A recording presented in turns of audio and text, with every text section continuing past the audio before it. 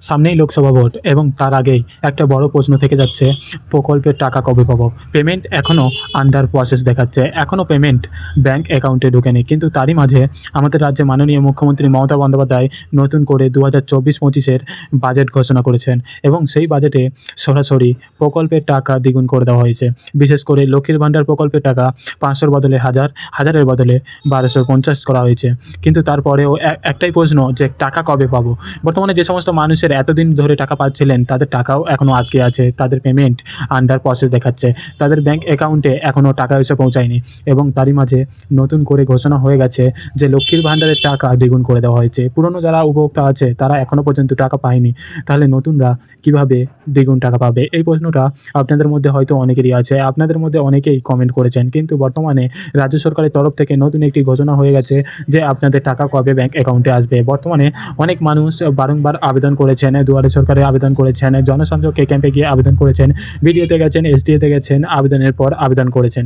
কারো কারো লাভ হয়েছে, আবার কারো কারো একবারও লাভ হয়নি। কোনো কোনো মানুষের টাকা এসছে, আবার কোনো কোনো মানুষের ফর্ম রিজেক্ট হয়ে গেছে। কিন্তু বর্তমানে মাননীয় মুখ্যমন্ত্রী মমতা বন্দ্যোপাধ্যায়ের তরফ থেকে জানানো হয়েছে যতগুলো প্রসেসিংয়ে ছিল সবাইয়ের কিন্তু অ্যাকাউন্ট এবার ডিসব্যার্স করা হয়েছে, অর্থাৎ আপনাদের পেমেন্ট আর আটকে থাকবে না। এবং নতুন যে বাজেট ঘোষণা হয়েছে, যে বাজেটে আপনাদের টাকা বাড়ানোর কথা ঘোষণা করা হয়েছে, সেই বাজেটে টাকা ছাড়ার ডেটও কিন্তু জারি করে দেওয়া হয়েছে।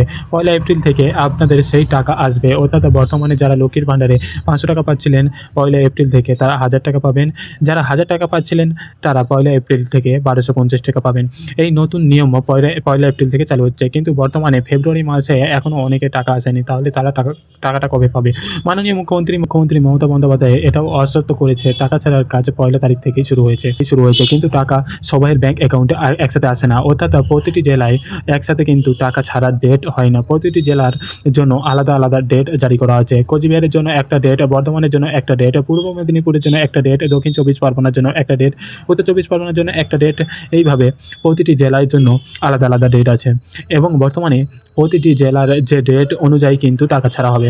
সেই ডেটের আগে কিন্তু আপনারা একসাথে সারা রাজ্যের কোটি কোটি মানুষ কিন্তু টাকা পাবে না। সেই হিসাবে আপনাদের হয়তো বা অনেকের পেমেন্ট আন্ডার প্রসেস দেখাচ্ছে, আবার অনেকের পেমেন্ট চলে এসছে। যদি আপনাদের পেমেন্ট বর্তমানে আন্ডার প্রসেস দেখায় তাহলে আপনাদের পেমেন্ট পাবেন। আপনাদের কয়েকটা দিন ধৈর্য ধরে থাকতে হবে। যদি আপনাদের ফোনে এখনও পর্যন্ত কোনো SMS না এসে থাকে তাহলে আপনাদেরও ধৈর্য ধরে থাকতে হবে। যতক্ষণ না পর্যন্ত আপনাদের জেলাতে টাকা ছাড়া হচ্ছে, আপনাদের জেলাতে যতক্ষণ না পর্যন্ত ফিনান্স ডিপার্টমেন্ট থেকে টাকা ডিসবার্স করছে ততদিন পর্যন্ত আপনাদের অপেক্ষা করতে হবে। এবং যারা যারা বার্ধক্য ভাতার জন্য এতদিন অপেক্ষা করেছিলেন তাদেরও জন্য কিন্তু মাননীয় মুখ্যমন্ত্রী মমতা বন্দ্যোপাধ্যায় সুখবর দিয়েছেন, সকলের ব্যাংক অ্যাকাউন্টে কিন্তু এই ফেব্রুয়ারি মাসে টাকা দেওয়া হবে। কিন্তু সেটার জন্য কয়েকটা দিন সময় লাগতে পারে। সবার ব্যাংক অ্যাকাউন্টে টাকা একসাথে দেওয়া হয় না, তা আপনাদের আগেও জানিয়েছি। তাই বর্তমানে যখনই টাকা ছাড়া হবে প্রতিটি জেলা ওয়াইজ তখন কিন্তু আপনাদের টাকা ব্যাংক অ্যাকাউন্টে আসবে। যদি এখনও পর্যন্ত টাকা না এসে থাকে তাহলে চিন্তা করবেন না, আপনাদের ব্যাংক অ্যাকাউন্টে টাকা আসবে। কিন্তু সেটা হয়তো বা সময়ের সাপেক্ষ, হয়তো আপনাদের আরও 10 দিন লাগতে পারে বা আপনাদের আরও 5 দিন লাগতে পারে। কিন্তু সেটা আপনাদের ব্যাংক অ্যাকাউন্টে আপনাদের বকেয়া টাকা এবং বর্তমান টাকা উভয় টাকা কিন্তু আসবে। কারো কারো বা 1000-এর বদলে 2000 আসবে, আবার কারো কারো বা 10,000 টাকাও আসতে পারে। সেটা ডিপেন্ড করছে আপনার কত দিনের বকেয়া টাকা এখনও পর্যন্ত বাকি আছে। যদি আপনাদের বকেয়া টাকা 8 মাস বাকি থাকে বা 10 মাস বাকি থাকে তাহলে সেই সমস্ত টাকা একসাথে আপনাদের ব্যাংক অ্যাকাউন্টে দেওয়া হবে। কিন্তু সেটা নির্ভর করছে আপনাদের জেলার ওপরে, আপনাদের জেলার তারিখের ওপরে, কত তারিখের মধ্যে আপনাদের জেলাতে টাকা ডিসবার্স করছে সেই তারিখের ওপরে ডিপেন্ড করে আপনাদের ব্যাংক অ্যাকাউন্টে টাকা পাঠাবে। তো এই ছিল একটা ছোটো ইনফরমেশন আপনাদের সকলের জন্য। যদি আপনাদের ভিডিওটা ভালো লেগে থাকে তাহলে লাইক করবেন, শেয়ার করবেন এবং অবশ্যই সাবস্ক্রাইব করুন। তার পাশাপাশি আপনাদের মতামত কমেন্টের মাধ্যমে জানাবেন। অ্যান্ড আমাদের চ্যানেলটিকে যারা আগে থেকে সাবস্ক্রাইব করে গেছেন তাদেরকে অসংখ্য ধন্যবাদ। তো ভালো থাকুন, সুস্থ থাকুন, ধন্যবাদ। আজকে ভিডিওটা এটুকুনি। Thank you for watching video.